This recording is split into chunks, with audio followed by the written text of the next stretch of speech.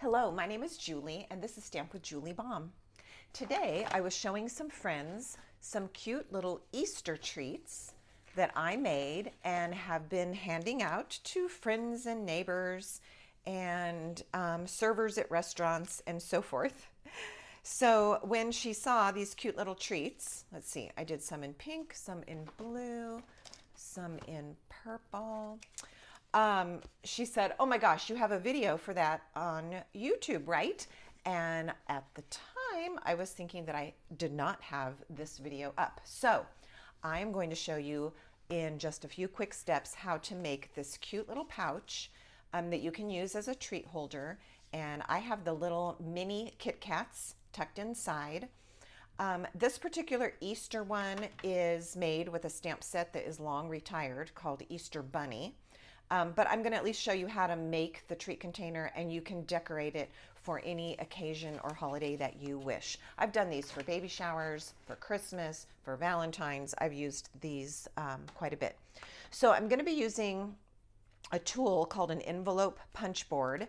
This used to be available through Stampin' Up! A long time ago and is no longer, but you can get a similar board on Amazon. And in this video, if you just click on the description box to open it up, you will see my Amazon link to the board, and that's the easiest and quickest way to find it. All right, so you're going to start with a 4-inch square piece of paper, 4 by 4. And right now I'm using Lovely Garden. All right, and then I'm going to show you one that I did with Timeless Plaid paper as well. All right. Let me see.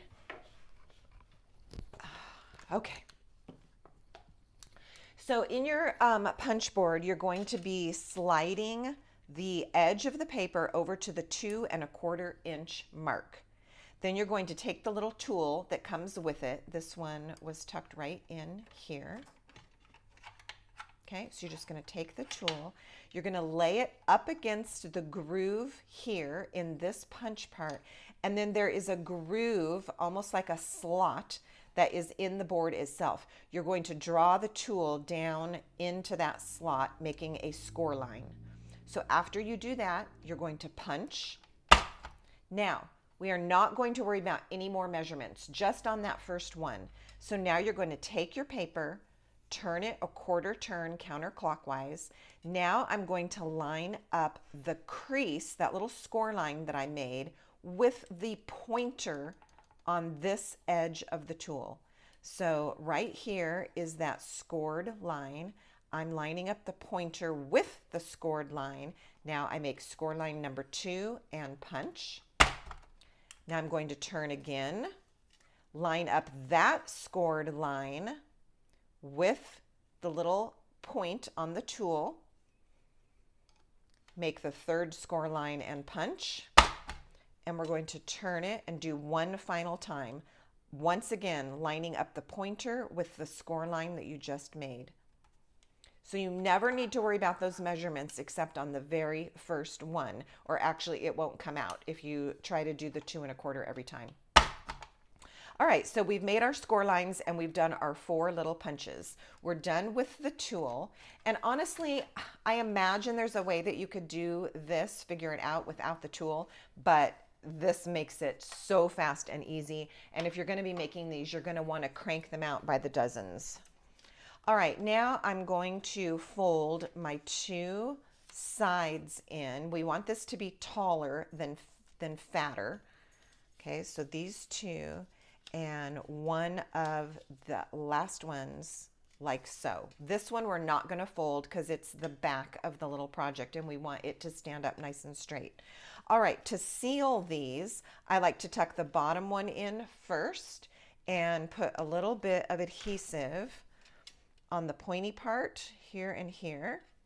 And then this is going to wrap over. So I usually also put a little bit of adhesive here, like so. I don't put any here on the point because you don't want to glue this shut. So be careful about that. But on this final one, you can put it from point all the way down to the bottom and bring it over. It's as easy as that. Now we have our cute little container. Absolutely adorable. All right, so for this one, we're going to make a Mother's Day version. So I went ahead and used the heartfelt hexagon and punched out the shape. And then I'm going to turn this one. Let's see. I think I'm going to go this way. Grab a piece of scratch paper just to tuck it under here. And I am using a couple of stamps from Memorable Blooms, which happens to be on the last chance list. This is discounted, and I would encourage you to go check that out and look for it. And so that's where I got my flower, my Memorable Blooms flower. I'm going to stamp it up here in the corner, hanging off the left side, like that. And then I'm going to use a Happy Mother's Day stamp. Mine is from a retired set called Perennial Postage, but it's the only Happy Mother's Day stamp that I could reach for at the moment.